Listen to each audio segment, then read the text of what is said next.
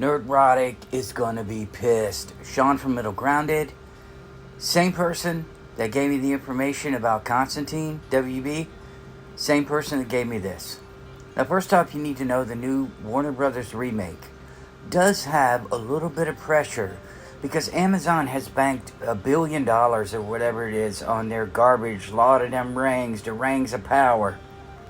The absolute travesty, disaster. It is banking on second season somehow turning everything around.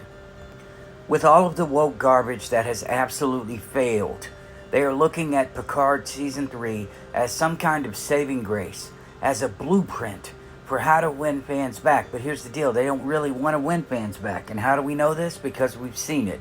Moving on to what I've heard. Now, not a lot has come out, but you have to understand a lot is going to come out. A lot. Because this is a big project. A lot of people are going to be talking.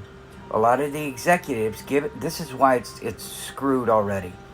A lot of the executives, because of the success of the last Lord of the Rings trilogy, they're all wanting to throw their names at this. They're all wanting to get involved. And of course, everybody has something creative to offer, but some people, they don't understand that maybe their creativity doesn't really fall in this lane. Doesn't matter. They're all clamoring to be a part of it. So it's going to be an executive soup. We all know this. I know people are excited, and I'm going to get into the Harry Potter thing in another one, because guess what? Same studio. No one in Hollywood has the cojones, the huevos, the balls, whatever you want to say. Not even the women who apparently, girl boss, they have all the balls now. They don't want to lose money, but they are aware they will lose support. For some reason, these people over there think that support, in terms of blue-haired, pink-haired weirdos, the very small portion of this country that they would be catering to, they think that's equally as important as money. So let's talk about the casting. And I'll ask you this. Do you think the cast is going to be all white? You are way off. Not even close. And it doesn't matter. Listen, we talked about this. It doesn't matter what color they are. It's about the character. Now, you need to understand that what's happening with Harry Potter is also happening with Lord of the Rings. In order for them to be able to race and gender swap everybody, they have to alter the story a little bit. And the tagline, what they're going to run with is, it's in the spirit of J.R.R. Tolkien. We are walking the line with this guy. We are not going to go against his writings, which we know is a lie. We saw what happened with Lord of them Rings, Rings of Power. What I was told, just like when I broke Constantine, is that they are casting, like, not just the actors and actresses, but they are casting the staff, appointing people, because that is an extra layer of protection when you're dealing with an IP this big. If they complain about, oh, you've got too many white people in this movie, well, look at our staff, and they'll put out a staff picture. You've seen it. They'll put out their staff picture, the rainbow staff out there. Half of those people look like they're lost. Like, how did I even get here? I was just grabbed out of the mailroom, and they said, congratulations, you're a gapper. You don't get promoted on talent anymore. You just don't. Look at all the movies. When you see some of the credits for this show, when you see some of the credits for writing and producing and directing, you're going to see names and you're going to look for credits and you're not going to find any. Just be prepared. I know you're going to hear a lot of the bigger channels say, oh, no, they would never screw this up. No, I've got faith. And no, they would never. From what I'm being told, this will be a DEI. It will not be marketed as such. But here's the deal. The high-up executives, they're going to tout it. DEI, DEI, DEI.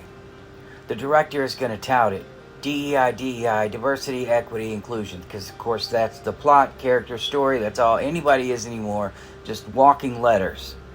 Nerdrotic was spot on. I think it was Friday Night Tights. They were talking about how Gandalf was going to be gay, potentially in a relationship with Saruman. I had to pause. Because yes, that is true. They were talking about having a brand new character, black boss, black woman, Kamala Harris stand-in. She's going to be the supreme ruler over everything, maybe even above Galadriel. Because we know, as I've told you, and you guys think I'm crazy, but it keeps happening. You have to have a black woman standing above all. Above all. Because that's the end game. No one cares about skin color. Nobody does. We just want good characters. But there you go. That's what's going to happen. You're going to have black woman boss on top of everything. Sauron, of course, if they go this route, they're going back and forth right now, wishy-washy, on whether or not he's going to be the Dark Lord or a dark entity. He doesn't have a gender. He's soulless, formless. You see where I'm going with this? Because what happens is, and what's been happening in all these pre-meetings, and I'm going to get to Rings of Power in a minute, and all these pre-meetings, from what I'm being told, the animators, CGI, whatever you want to call the people who are going to be doing the effects for these, because they've got new names now. They will announce an intimacy coach. You will hear that. I would imagine that will happen as they get closer. Even though in Lord of the Rings, I'm thinking to myself, when would we need an intimacy coach? I mean, somebody's going to put their arm on somebody else, pat them on the back or something like that? But be ready, because it's going to be announced, because they're going to run the playbook. They are very aware that the woke lunatics are just waiting to see the first trailer. They're waiting to see the first casting. They're not going to get on the cover of magazines if it's like it was last time, if it's like the way it was written.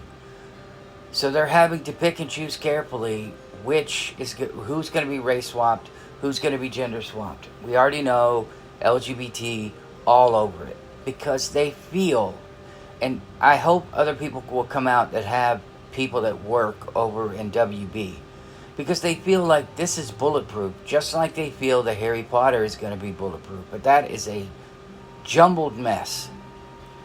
They are saying the same. See, they said about Harry Potter, it's in the spirit of the original story. Well, these movies are going to be in the spirit of the original stories. We know what's going to happen. It's going to come out. Everything's going to be miscast. I mean, hell, they might put Lizzo in it for all we know. God, I hope not. But they cannot make this movie. They need to be able to get awards. And in order to get awards, you have to have a certain amount of lesbians and trans and gay and non-binary. And there are so many genders now. You just can't represent. You just can't.